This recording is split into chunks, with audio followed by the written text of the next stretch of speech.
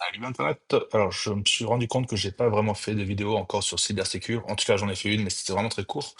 Donc, je vais vous montrer la subscription que j'ai fait. Je viens de me réinscrire il y a pas longtemps. Donc là, on a quand même beaucoup plus de listes, comme on peut voir ici, sur plusieurs catégories. Donc, on a tout ce qui est virus, botnet, threat intelligence et hack et tout ça. Donc, je vous montre un petit peu tout en détail. Je vous avoue que, au tout début, ça a bien réduit mon trafic, mais par la suite, ça s'est stabilisé très bizarrement et on va voir ça juste après. Donc là, j'ai pas tout activé dans les diagnostics parce que j'ai beaucoup de fausses positives, donc beaucoup de alertes qui étaient, en fait du trafic qui était complètement normal. Donc on peut toujours voir toutes les menaces qui sont ici. Après, j'avoue que c'est pas la vue la plus idéale maintenant que, Ubiquiti a tout mis ça dans une autre vue. On va quand même regarder, donc on voit qu'il y a pas mal de choses qui ont été bloquées.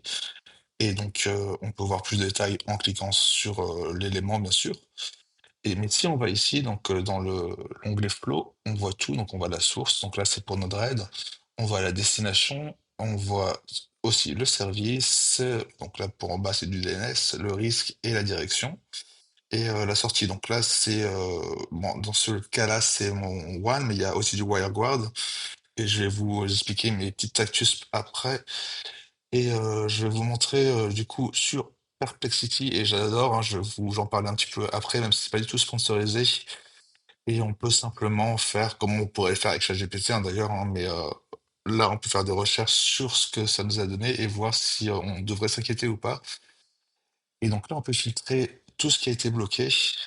Donc là, entre guillemets, il n'y a pas de souci. Bah oui, effectivement, c'est du DNS, donc on va pouvoir cliquer ici pour ne pas avoir ce problème à nouveau. Et donc là, on peut filtrer par importance. Donc là, c'est vraiment risqué. Donc Kubeton, Tumeton. Et on voit que ma sortie, c'est du WireGuard. Et tout simplement parce que j'ai un réseau VPN WireGuard que j'utilise pour BitTorrent et tout ça. Et tout le trafic que je ne trouve qui n'est pas sécurisé. Donc là, j'ai Radar, Sonar, Polar et QBitTorrent. Et tout ça, en fait, ne passe pas par mon Unify. Il passe directement par ce gateway. Donc là, vous voyez que c'est pas mon adresse IP, c'est un serveur VPN de Proton VPN. Et si on vérifie, effectivement, donc c'est un VPN. Donc à la place de passer sur mon network en LAN, il passe directement sur ce réseau en VPN. Et je m'égare un petit peu, mais c'est juste pour faire un peu plus sécuriser le trafic sur Proxmox. Là, en tout cas, pour revenir, on peut faire outgoing, incoming et local. Donc on peut filtrer tout vraiment ce qu'on a dans les flows. Et je trouve que c'est vraiment bien foutu au final. Alors ça, c'est pas forcément via l'option cybersecure, c'est juste une option qui est là. Et cybersecure, ça ajoute des signatures en plus. Et d'ailleurs, beaucoup de signatures en plus qui sont mises à jour très fréquemment et qui utilisent beaucoup plus de mémoire, même s'il y a une option pour réduire cette mémoire et ça limite aussi les listes. Donc là, comme vous voyez, mon trafic il est vraiment affaibli. Après, j'ai jamais eu les 8 gigabits de free, ce qui peut être normal parce que c'est juste le trafic maximum. Cela dit, là, on voit que je suis à 2,3 gigabits en upload. Donc là, on peut activer la version mémoire optimisée.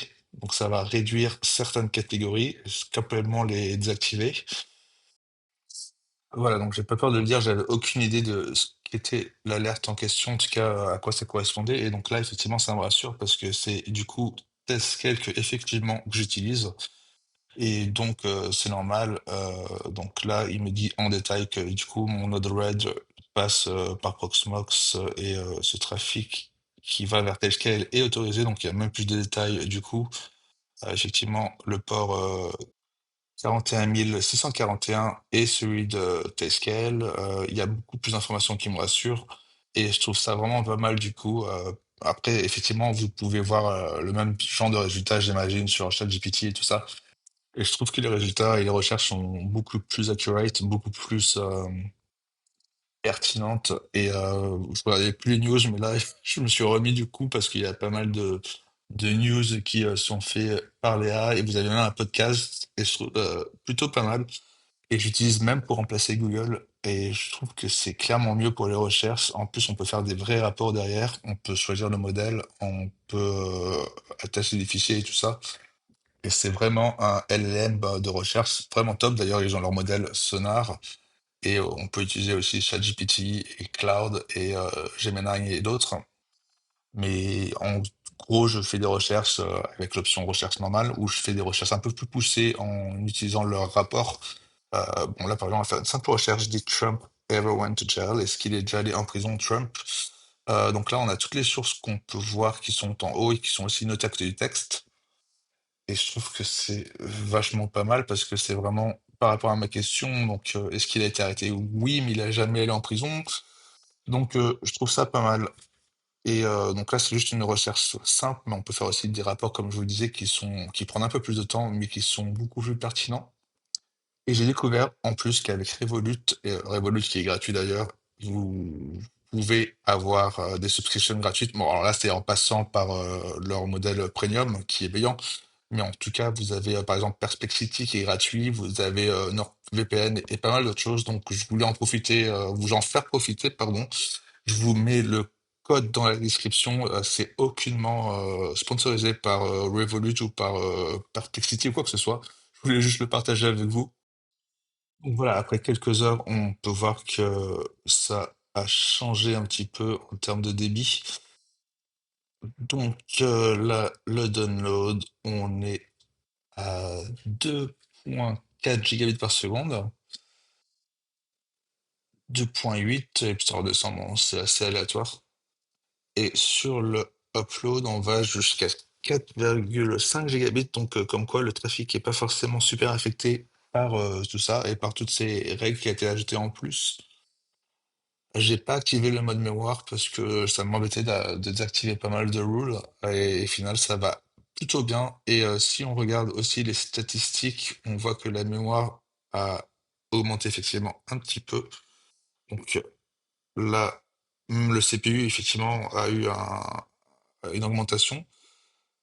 Euh, donc CPU jusqu'à 33%, la mémoire est aux alentours de 90%. Si on regarde sur une semaine, on voit bizarrement que avant c'était plus ou moins pareil avant l'activation de CyberSecure.